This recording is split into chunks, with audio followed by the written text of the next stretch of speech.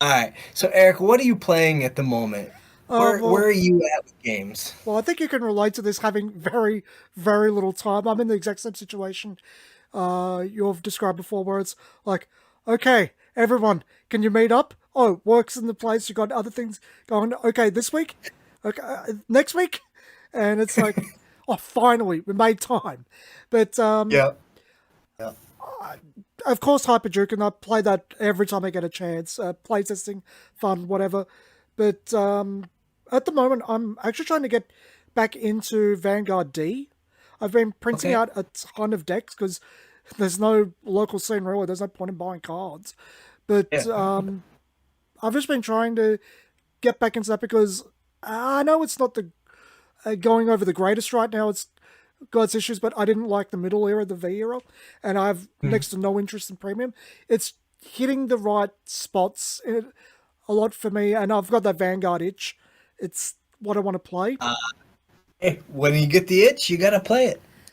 and related to a lot of my interest at the moment is stuff that is either hard to get or uh, old. Like I want to play Yep. Gen 3 and Gen 2 Pokemon again. I'm planning to Yep. print out Yep. a bunch of stuff for that. Oh, And I've been trying out a bit of that wrestling card game that's fan continued WWE Raw Deal. I got to try it by oh myself yeah. the other week.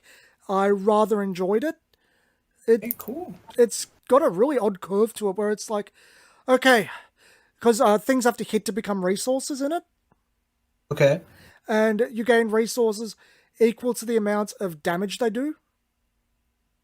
Okay, so if it does two damage, then it creates two resources. No, if the attack has two damage, well, most things are four upwards. If it, regardless of how much damage it does, as long as it has inflicted damage, when it resolves, it gets sent to your ring, where it counts as four resources. It uses a threshold system called Fortitude.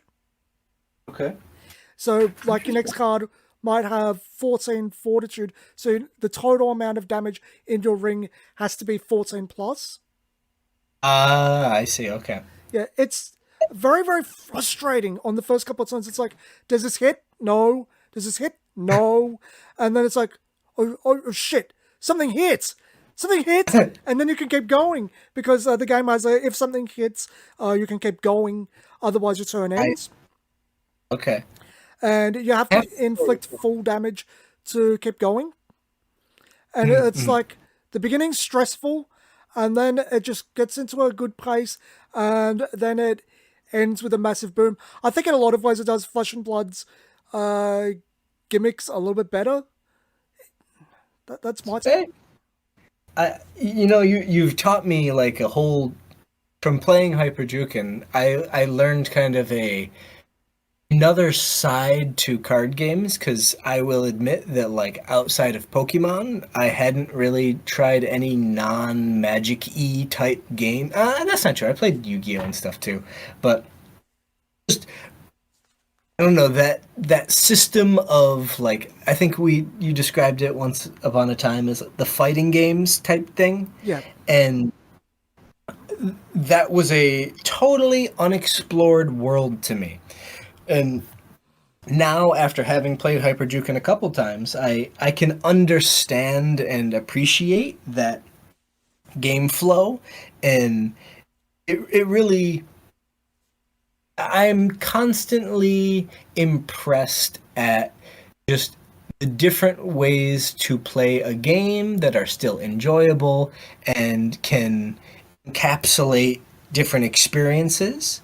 And obviously, I'm biased. I Magic was my first yeah. game, and I'll always have kind of a soft spot for that type of game. But even like Caster Chronicles, something that no one has ever talked about or cared about, but Oh no, no, like no! The even review I did that was by request. Someone cared about casters.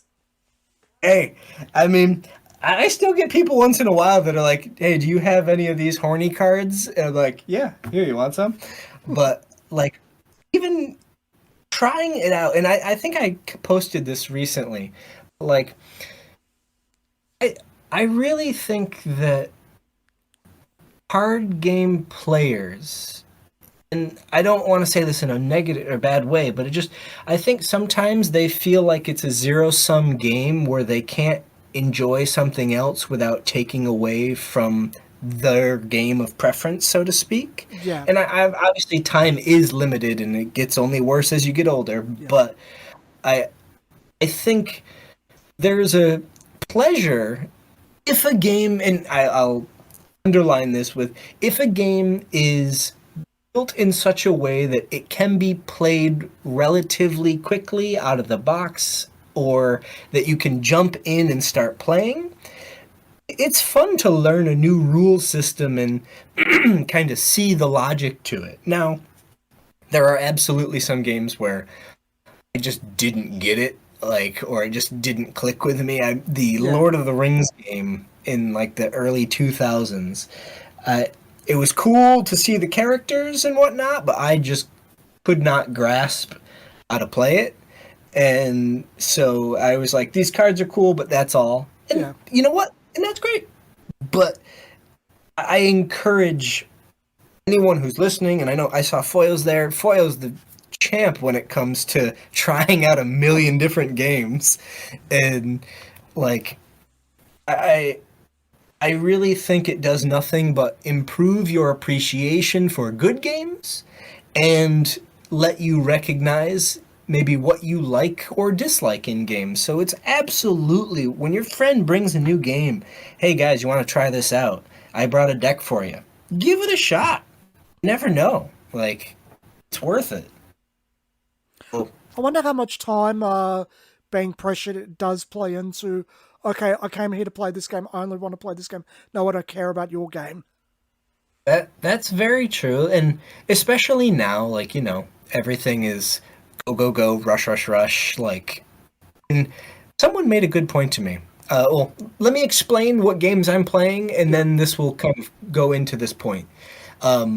So similar to your Hyperjuken, I am playtesting right now Omega for Tenshoku, yeah. the I didn't know if final you set. wanted to show that at the beginning.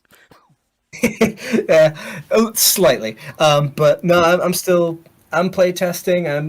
I'm trying to a new thing where rather of course I have all the Omega printed out on just Yeah, paper to playtest, but I tried out a like real digital printer just to print out a couple play sets so that I don't know. There's something about I think having tangible real cards that is helpful to me at least to like feel like okay now I'm really testing because sometimes with my proxies I wouldn't update them. I would just remember what the new version did, but like 5 to 10 iterations in, I'm like, what does this card actually do? How much does it actually cost?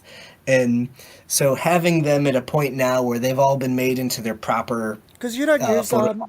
wizard style test prints, do you? You just go straight to the. No, like, well, I use Magic Set Editor Yeah, to do my tests, and then I just print those out and make decks out of those, and then yeah. I'm Mr. Professional normally Wizards of the Coast guy here. I use my black and white, just the generic frame with text on it. I've seen your proxy. They're good. It just I don't. There's something about it. Just I actually I have my original testing is what I actually took from Force of Will. It is a deck that literally only has numbers 1 through 40, and then you in a spreadsheet you just put what the cards are on that spreadsheet, and then you play that way. But Oh, that's that frustrating. yeah, it's really tough to go back and forth and like what. And it's funny. Eventually, like, all right, 1 through 4 is this card, 5 through 8 is this card. But it doesn't. It's almost impossible to get anyone else to want to test with you doing that kind of stuff. Like it's good for gold fishing, but it's very tough to let someone else try. And I think the visuals are a huge part of games. So when I get to that point, so I'm trying kind of a third level where I'll make a almost real version, and I also Yeah. just wanted to just see what the quality was like. But I'm testing that. I'm enjoying that. I'm playing. as I mentioned, I met some guys here in Japan that also play pre-modern Magic the Gathering, which Yeah. is my pinky out creme de la creme these days. Um, it just it is the Magic that I love and I remember, Yeah. and I think that's what it really comes down to is like it is it is the Magic that I fell in love with, and nothing more, nothing less. Yeah. And the fact that it is also a closed box, so to speak, in that Wizards can't add new cards to it, their new design philosophies can't affect it. Unfortunately, the reserve list does, but I'm lucky enough where I have most of the reserve cards that would be played, and no one cares in pre-modern if you do proxy. It's kind of encouraged. You want to use gold border, do it. So You I can want to run up use with just my 60 card printed? one of the guys at the event I went to, the whole 75 complete computer paper, 2 office and works. and it was just like, hey, no problem, man. Like we're that's and I think that's the thing I appreciate is like it is to me pre-modern is whatever you want it to be. If you like for me, I purposely go out of my way. I love black border old cards with the old border. That's to The old me frame that's has a lot of character, the modern one lacks. The modern yes. one's very And utilitarian. I have stacks of them here in front of me, and I'm just like, yes, I can read the new cards very well. It like I'm happy the rules text is clarified Old green is sometimes. hard to read. That it's very fair, but at the same time, it just to me is like this is the Magic that I love, and nothing can like the artwork being actual like non-digital mediums for the most part because it only goes up to pre-modern ends with Scourge, which is 2003, and I think there's maybe I think no our chroma's not. There's maybe a couple early computer graphic How does that relate to like 6th edition? Because 6th edition is the big change for Magic, isn't it? sixth edition was a big rules change, and like so the one thing that I do like so pre-modern, unlike old school or some of the other formats, uses all modern rules, so it makes it So no very mana burn. easy. No mana burn, no damage on the stack, modern mulligan rules, and the the thing that I think is underappreciated about that is A, it makes it very easy to jump into a game or for someone else to hand them a deck and here you go. Yeah, actually, Because that's why I was I asking have, about slivers, because I was thinking later on, once I have a setup for it, and I'll buy a webcam, could play Magic as part of this. yeah, absolutely, we'll have it in the background. And that's like, I some of the guys I met, they said like, I started playing Magic in 2015 and my brain kind of breaks a little bit because I'm just like, their life experience with Magic is so short and their what they consider like normal is so wildly different than me. Yeah. But the fact that all the rules are the same means they can jump in and play. Or the other thing is, if you wanted to play on the official client, MTGO, you can do that with pre-modern because the rules don't change. And so the client uses the modern rules. Whereas some I of remember stuff like cockatrice.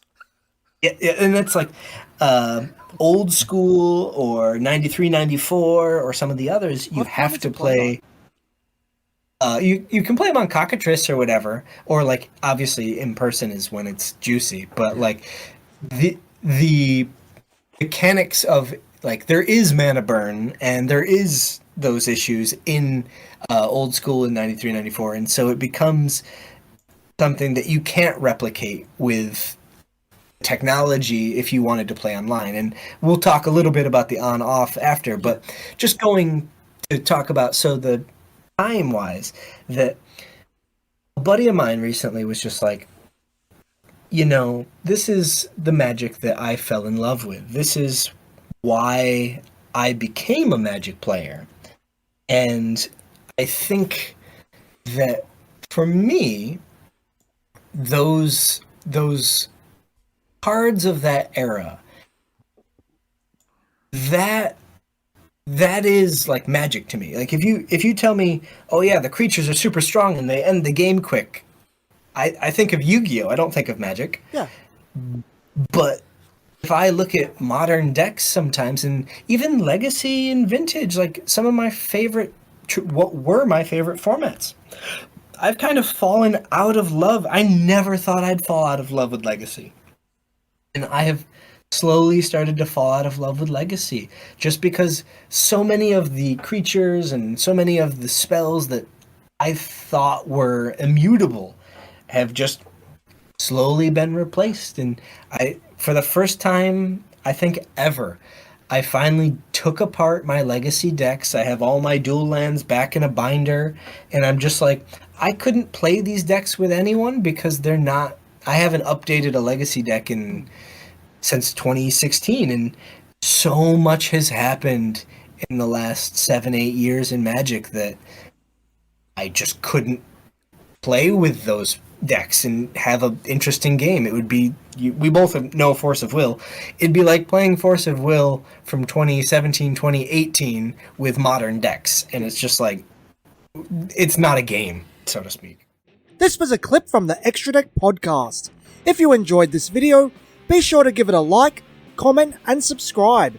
It helps out the channel a lot. Also, be sure to check out my card game, Hyper Juken. It's the one with the wrestling, and the animals, and the key blasts. Every purchase of Hyper Juken not only supports the channel, but helps get the following sets produced. Thanks for watching.